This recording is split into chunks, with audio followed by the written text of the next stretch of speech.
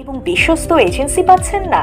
তাহলে আমরা world wide consultancy and visa service centre আছি সর্বদা আপনার সাথে। আর দেরি কিসের? এখনই যোগাযোগ করুন আমাদের সাথে।